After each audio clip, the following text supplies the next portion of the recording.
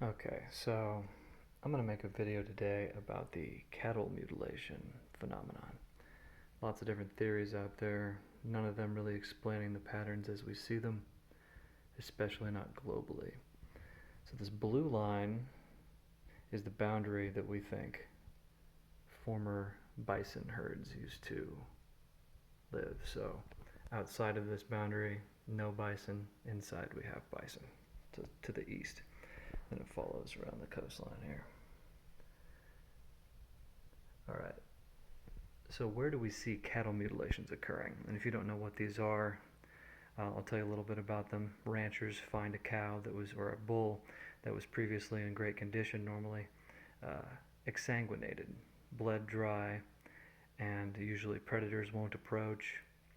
For whatever reason, they might see lights before they go out there, and we'll make sense of all of those things in this video as well.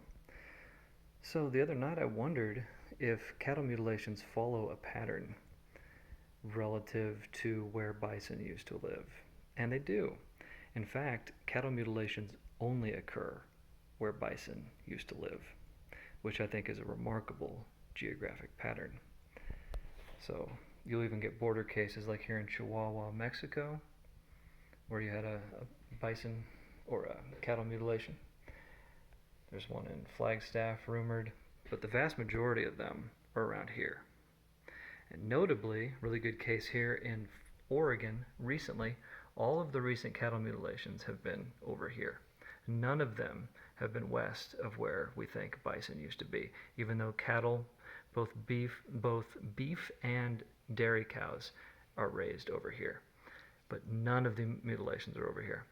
Washington, almost entirely outside of the historic bison range, 0 mutilations. There was one guy who got his cow shot over here, and I looked it up. The cow looked bloated, like you'd expect a cow to look after sitting out in the sun and decomposing. But the cows here don't look like that. They look drained, and that's what you have to look up when you look up the data on Grok or whatever you use, is exsanguinated or bloodless cattle, because those aren't copycats. There aren't like somebody that's out there just killing cattle. For more examples, Michigan, 0 historic bison, we think. 0 mutilations. Up here in the New England states, 0 mutilations. The southernmost mutilation might have occurred in Ocala, Florida, even though this is a low cattle density area, and most of the cattle are actually raised south of there in Florida. So yeah, this pattern continues on into Canada. Saskatchewan and Alberta had the greatest population of bison in the past, and they've had the mutilations presently and back to the 1970s. East from there, Manitoba, Ontario, and Quebec, they raise tons of cattle, 1,000,000 plus, are out in the open air. They're not hiding and safe. They're out there, 1,000,000 or more. In those 3 provinces, 0 mutilations, 0. So again, this pattern is extremely consistent across space. It's more of a connection than a correlation. And let's take this to a global pattern. So globally, you actually only get cattle mutilations where there's been a hunter-predator, or hunter-prey, relationship severed by displacement with another culture. So if you go down to Argentina, they used to hunt the guanaco, and this is kind of like a llama type species.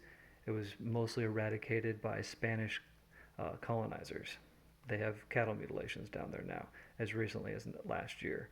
Over in southern Brazil, a man was actually exsanguinated. The Tupi people were displaced there by Portuguese colonizers. So again, this follows a pattern. You only see exsanguinations where there's been a cultural displacement of a historic hunter-prey relationship. And one of the most historic hunter-prey relationships ever was the Native Americans hunting bison all around here. Then you go to the UK, where the Celts and the Gaelic people were displaced by Anglo-Saxons and the Normans. There we have exsanguinated sheep that occurred after that. And then the Aborigines that were displaced in Australia.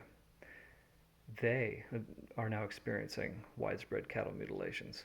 So again, you have this deep historic relationship with Aborigines and The emus and the wallabies and the kangaroos, those get replaced by cattle, and then you get mutilations.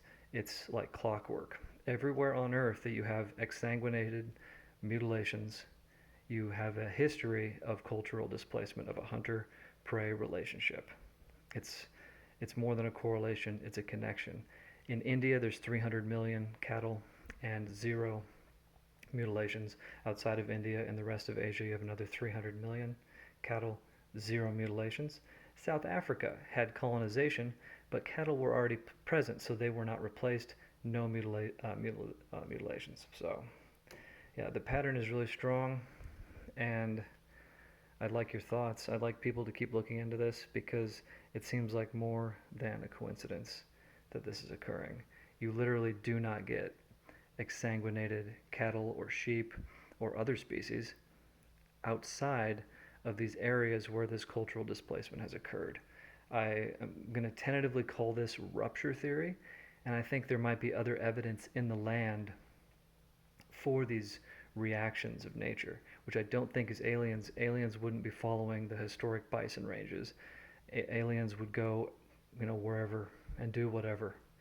They wouldn't be following these perfect geographic lines of bison history, doing it here and then elsewhere, like Argentina. It just doesn't make any sense.